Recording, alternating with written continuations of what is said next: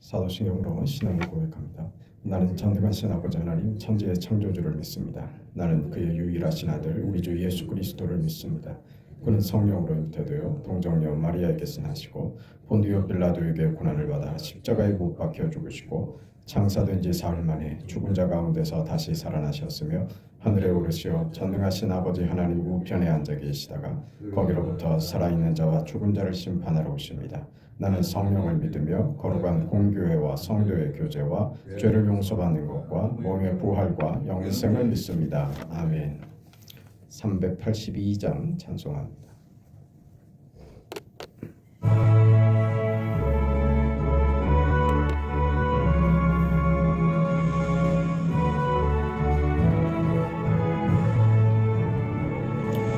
너 근심 걱정 말아라 주 너를 지키리 주 날개 밑에 거하라 주 너를 지키리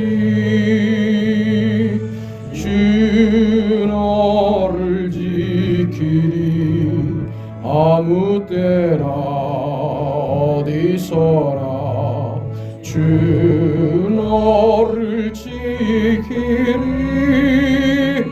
늘 지켜주시리 어려워 낙심될 때에 주 너를 지키리 위험한 일을 당할 때 주 너를 지키리 주 너를 지키리 아무 때나 어디서나 주 너를 지키리 늘 지켜주시리 낯을 것 미리 아시고 주 너를 지키리 구하는 것을 주시며 주 너를 지키리 주 너를 지키리 아무 때나 어디서나 주 너를 지키리 늘 지켜주시리 어려운 시험 당해도 주 너를 지키리 구주의 품에 거하라 주 너를 지키리 주 너를 지키리 아무 때나 어디서나 주 너를 지키리 늘 지켜주시리 아멘. 하나님의 말씀 누가복음 22장 3절에서 6절까지 말씀 보겠습니다. 3절에서 6절까지 말씀 우리 하나님의 말씀 함께 읽습니다. 12 중에 하나인 가롯신이라 부르는 유다에게 사탄이 들어가니 이에 유다가 대제사장들과 성전 경비대장들에게 가서 예수를 넘겨줄 방도를 의논하며 그들이 기뻐하여 돈을 주기로 언약하는지라 유다가 허락하고 예수를 무리가 없을 때에 넘겨줄 기회를 찾더라. 아멘. 먼저 시간에 봤던 대로 오늘 본문에 중요한 내용이 나오는데 가룟 유다가 예수를 넘겨줄 방도를 의논했다. 그럽니다. 6절에도 보면 예수를 넘겨줄 기회를 찾았다. 그런 얘기를 하죠. 죽음으로 넘겨줄 정치 세력에게 넘겨주어 그의 배신감과 그의 실망, 허탈함을 이렇게라도 보상하겠다는 못되고 고약한 성경이 이야기하고 계신 대로 사탄이 그를 조종한 그 결과죠. 인간이 이렇게 될 수도 있는 겁니다. 그 세상의 유혹과 세상의 시험 앞에 우리가 어디까지 추락할 수 있는가? 우리 스스로도 놀랄 정도로 그렇게 됩니다. 인간은 그렇습니다. 내어줄 방도를 찾더라. 기가 막히지 않습니까? 근데 우리가 보려고 하는 것은 가룟 유다가 이런 짓까지 하더라. 그게 우리에게 무슨 더 이상의 무슨 큰 교훈이 되겠습니까? 근데 예수님께서 내어주려 어떻게 세상의 사탄에게 죽음에 넘겨줄까 하는 자에게 예수님이 당신의 운명을 맡기시더라 이거죠. 그래 내어주시더라 이겁니다. 당신 자신을 이 기가 막힌 이 현실, 우리의 배신에도 불구하고 우리의 손에 당신의 운명을 내어주시더라 이겁니다. 오늘 그 얘기를 좀 나누고 싶은 겁니다. 왜 예수께서 우리에게 당신의 운명을 생명을 내어주시는가? 우리 어제 봤던 대로 친구를 위하여 목숨을 주는 것이 가장 귀한 것이다. 왜 내어주신다고요? 친구랍니다. 나는 너에게 생명까지 내어줄 수 있는 친구가 되기 위하여 그렇게 하신답니다. 운명을 내거는 너를 위하여서는 내 운명까지 너에게 내어줄 수 있다. 그러신 것이죠. 기가 막히지 않습니까? 우리의 배신과 음모와 못나고 어리석고 치사한데 하나님이 예수께서 당신을 맡기신 겁니다. 처참하고 비참하고 부끄러운 지경으로 끌려가시죠. 빌립보서 2장의 이 장면을 이런 식으로 바울이 우리를 권면합니다. 빌립보서 2장 1절에 그러므로 그리스도 안에 무슨 권면이나 사랑의 무슨 위로나 성령의 무슨 교제나 긍휼이나 자비가 있거든 마음을 같이하여 같은 사랑을 가지고 뜻을 합하며 한 마음을 품어 아무 일이든지 다툼이나 허용으로 하지 말고 오직 겸손한 마음으로 각각 자기보다 남을 낮게 여기고 각각 자기 일을 돌아볼 뿐더러 또한 각각 다른 사람들의 일을 돌보아 나의 기쁨을 충만하게 하라. 너희 안에 예수 안에서 너희가 얻게 된 것 말입니다. 우리가 예수를 믿어 예수 안에서 드디어 가지게 된 그래서 우리의 것이 된 것들 말입니다. 무슨 권면이나 사랑의 위로나 성령의 교제나 긍휼이나 자비 이런 것들 말입니다. 언젠가 빌립보서 강의를 하면서 이 이야기를 했던 기억이 있는데 있거든이라고 하는 것은 이게 가정법으로 지금 우리는 그렇게 번역이 되어 있지만 있기 때문에라고 번역을 하는 것이 옳습니다. 그럼 우리는 예수 안에서는 것을 가지게 됐습니다. 이 전제 아래서 이것을 가지게 된 자로서 이것을 어떻게 하라고요? 어떻게 하라고? 예수 안에서 가지게 된 이 모든 덕목들 말입니다. 이걸 어떻게 하라고요? 그걸 상대를 위해서 쓰라고 하는 거예요. 이런 것들은 왜 주어졌느냐? 자신을 치장하는 데 쓰는 것이 아니라는 말입니다. 오늘 예수님께서 친구를 위하여 자신을 내어주는 것 말입니다. 우리에게 예수 안에서 허락된 이런 사랑이나 위로나 권면이나 자비나 하는 것들 말입니다. 예수 없이는 얻을 수 없었던 우리 안에 존재하지 않았던 이 성품들, 이 덕목들, 내가 예수를 믿어 얻게 된 이 복된 성품들, 말하자면 신의 성품에 참여한 하나님의 성품의 그 속성의 그 완전한 비밀한 것을 하나님이 우리에게 예수 안에서 허락하셨을 때 그게 왜 허락된 것이냐? 그것은 상대를 위해서 사용하라고 허락된 것이다.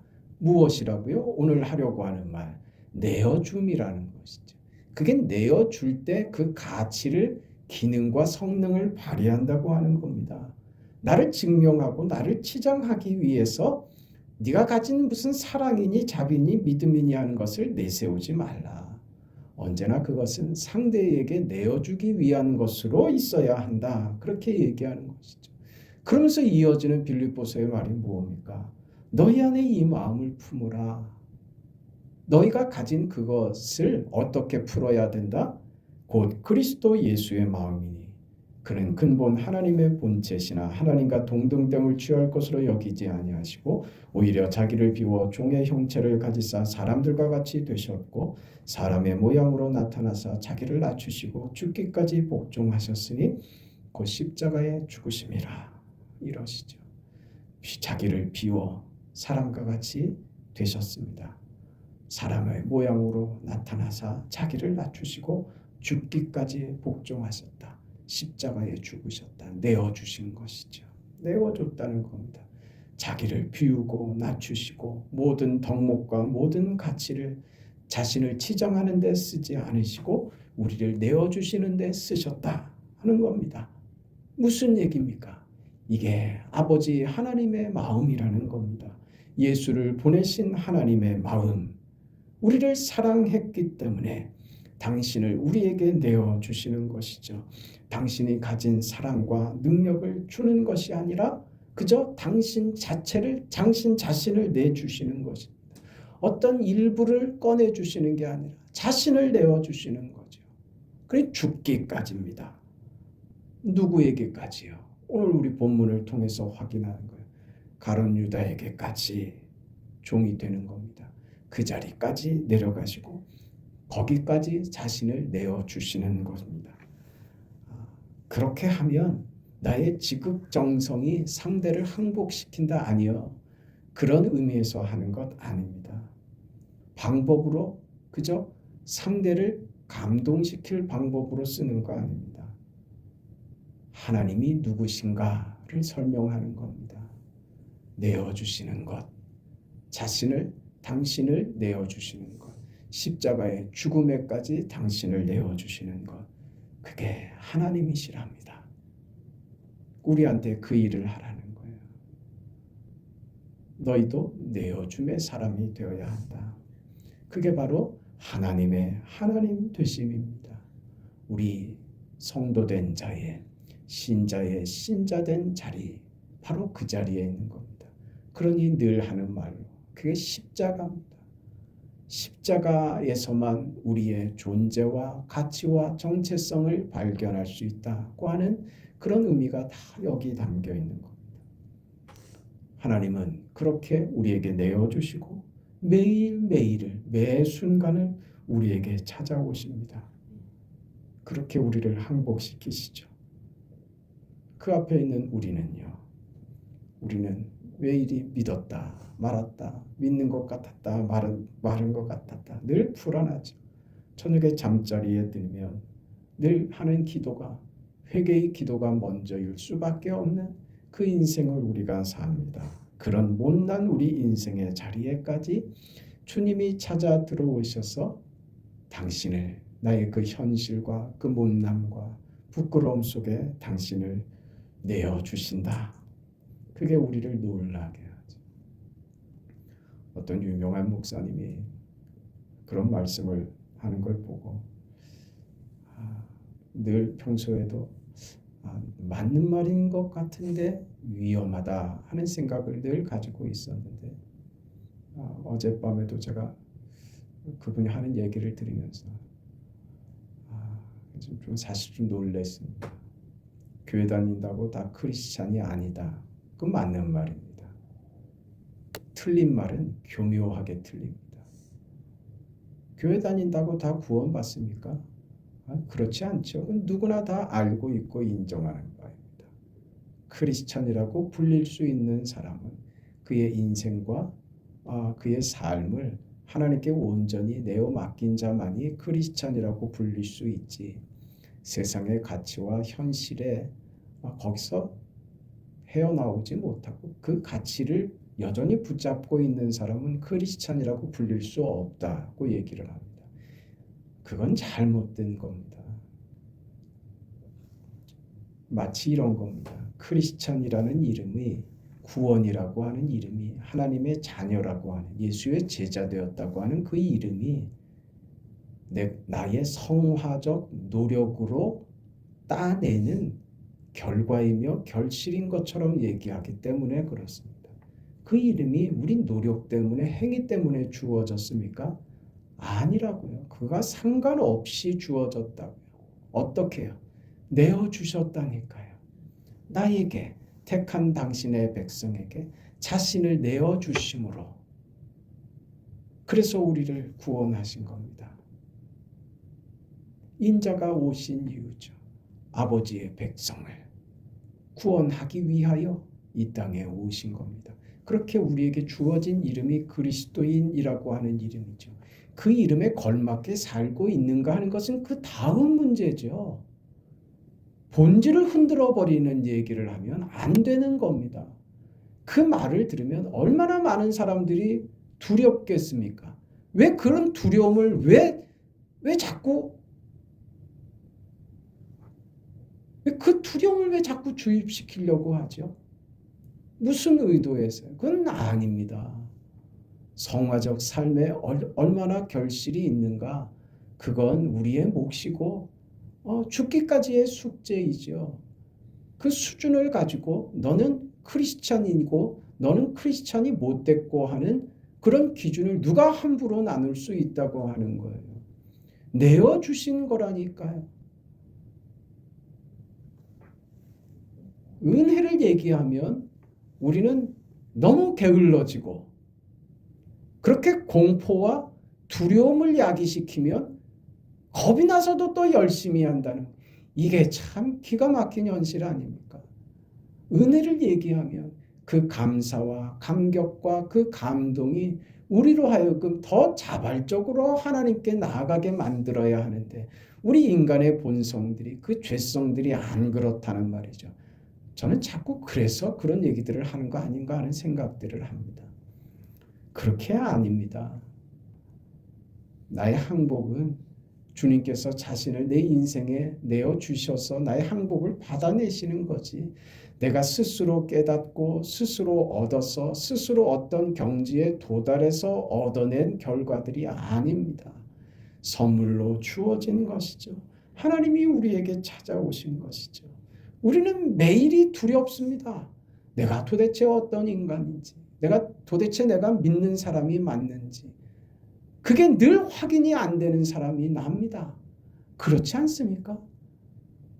그 믿음의 연조가 짧고 믿음이 약한 사람들은 그 사람들은 또 얼마나 더 두려워서 어떻게 살겠습니까?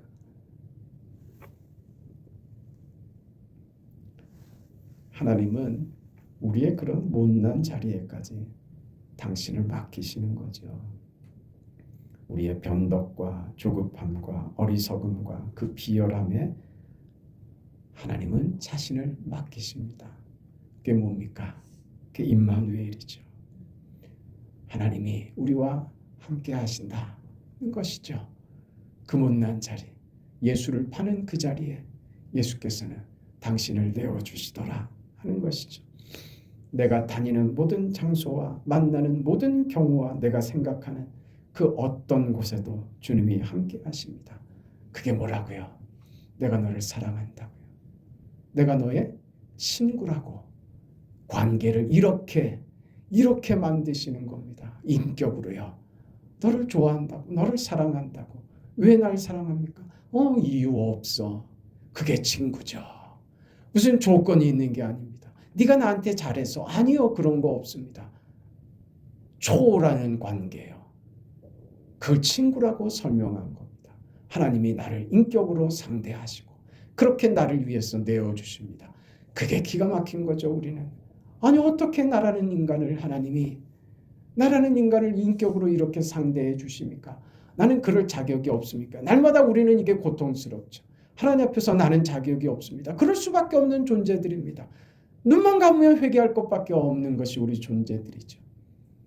그러니 그 앞에서 주님의 내어주심 앞에서 나와 함께 하시는 임마누엘 하시는 그 하나님 앞에서 감사합니다. 그런 용기 내서 또 하루 살아보겠습니다. 하나님, 늘 부끄러운 것뿐이지만 하나님의 임마누엘과 나를 위하여 하나님이 또 오늘도 당신을 내어주시니 오늘 또 하루도 그렇게 살아내겠습니다. 그렇게 힘을 내고 하나님의 함께하심 우리에게 격려가 되고 그런 것 아닙니까? 하나님이 모든 경우에 나를 붙들고 계십니다.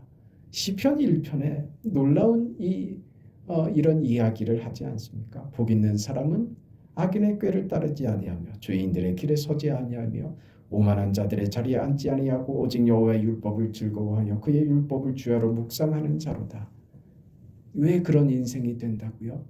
그는 시냇가에 심은 나무가 철을 따라 열매를 맺으며 그 잎사귀가 마르지 아니함 같으니.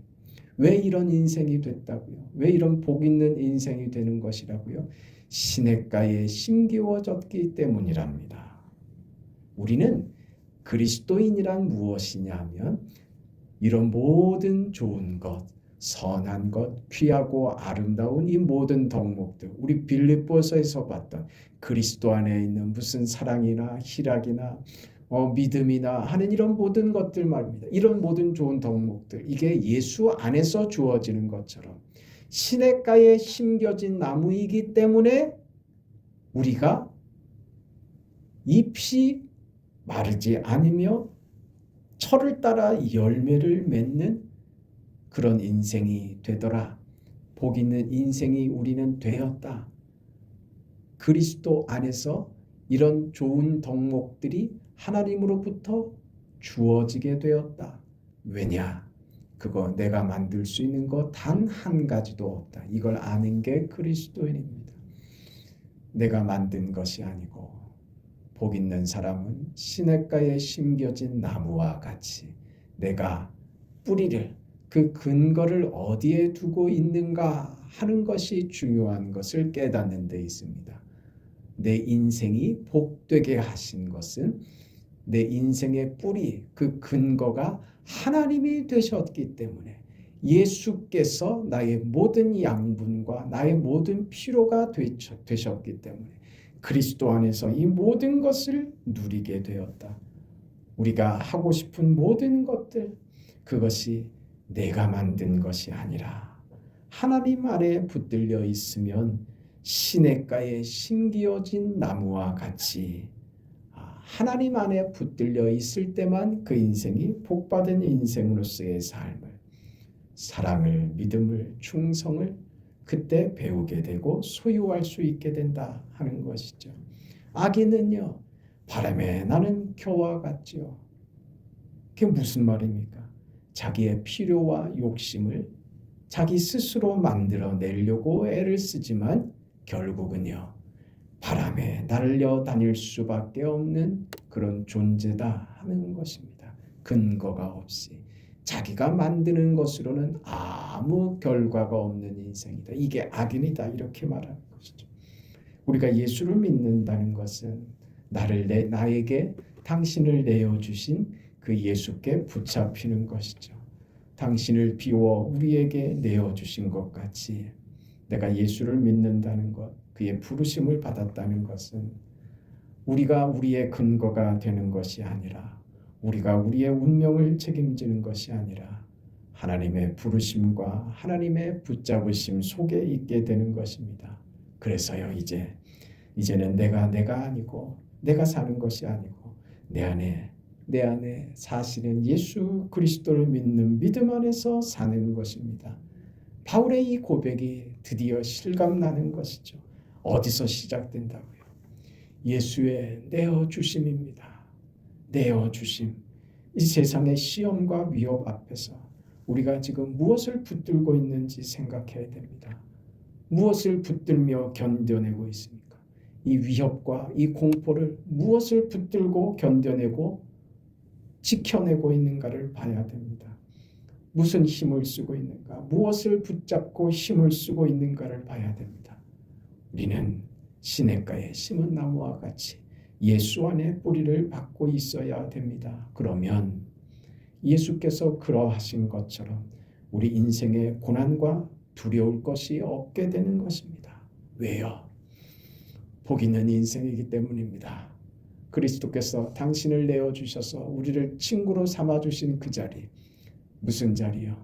세상이 빼앗을 수 없는 임마누엘의 자리이기 때문에 그렇습니다. 어떤 공포도 어떤 위험도 어떤 고난도 우리를 삼킬 수 없는 그 자리, 두려울 것이 없는 인생과 현실을 사는 것이죠. 지금 하나님께서 우리를 이 현실 속에, 이 세상 속에 우리를 내어주실 수 있습니다. 나를 들었다 놨다 하는 것들에 우리가 흔들리지 말아야 합니다.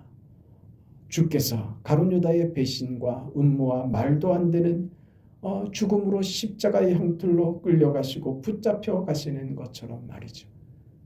그 길을 우리가 끌려가는 것처럼 세상 속에, 이 현실 속에 그렇게 멱살이 잡히고 끌려갈 수 있습니다. 내가 지금 왜 이러지? 내 인생이 왜 이러지? 할 수 있습니다. 이사야 53장에 뭐라고 얘기합니까? 털 깎는 자 앞에서 잠잠한 양같이 그 입을 열지 아니하셨도다. 이 말씀이 무슨 뜻인지 아는 인생을 걷게 되는 거예요. 기가 막힌 현실 속에 왜 하나님이 나를 왜 내어주셨지?